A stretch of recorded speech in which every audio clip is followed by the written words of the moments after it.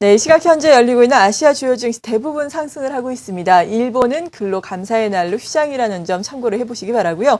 중국의 상하이 종합지수 역시 상승을 하고 있는데 자세하게 중국 이슈 알아보겠습니다. 키움증권의 이용무 연구원입니다. 안녕하세요. 네, 안녕하십니까. 네, 먼저 중국 하면은 중요한 것이 어제 HSBC 제조업 PMI 속보치가 기준선인 50을 상회를 했다라는 소식입니다. 무려 13개월 만에 처음 있는 일이었는데요. 어떻게 평가하십니까?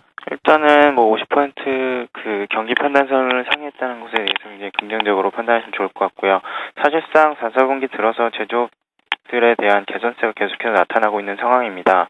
일단 HSBC가 중소기업을 대상으로 하는 서베이 지수이기 때문에 이런 것을 감안을 한다면 이제 대형 기업뿐만 아니라 중소기업에도 상당 부분 정책적인 효과가 나타나고 있다 이렇게 판단하시면 좋을 것 같고요. 지속적인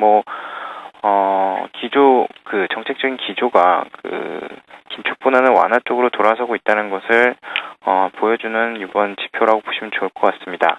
일단 경기적인 전반적인 흐름 역시 긍정적인데요. 일단 11월과 12월 경제 지표들 모두 개선될 가능성이 굉장히 높은 상황이고요.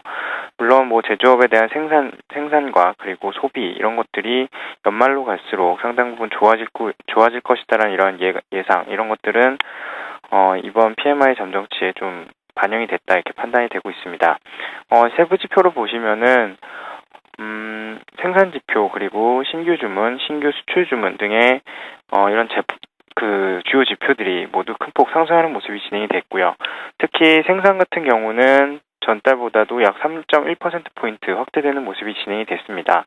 또한 완제품 재고에 있어서도 계속해서 감소 추세가 나타나고 있는데요. 이 역시 소비가 조금씩 개선되고 있다 이것을 좀 보여주고 있고 이로써 재고 연말로 갈수록 이제 재고를 재구축하는 그런 모습도 진행이 될 거다 이런 긍정적인 향후의 환경을 좀 예상을 할 수 있을 만한 지표로 볼 수 있을 것 같습니다. 11월과 12월 경제지표에 대해서 이제 또 한번 예상을 해보면 4, 4분기는 역시 반등 가능성이 굉장히 높아지는 그런 상황이 있습니다. GDP 성장률 약 7.8% 정도 수준으로 올라설 것으로 예상이 되고 있고요. 거기에 주요 지표로는 투자와 그리고 수출, 산업생산 이러한 주요 지표들의 긍정적인 영향성을 갖게 될 것이다 이렇게 판단하고 있습니다. 투자 같은 경우에 이제 철도에 관련돼서 말이 계속 나오고 있는데요. 일단 재정 지출과 예산 그리고 다수 여러 가지 방법을 통한 기금 이런 것들을 활용을 해서 아마 2달에서 3달간 약 2천억 원 정도 수준의 자금을 투입할 것으로 지금 예상이 되고 있습니다. 이런 감안을 하신다면 투자 관련 지표 반등 가능성 높고요. 그리고 수출과 소비, 산업생산 아까 말씀드렸듯이 PMI 지수에서도 얘기가 나왔듯이 전반적으로 시장 환경이 계속해서 개선되고 있는 모습이 진행이 되고 있다.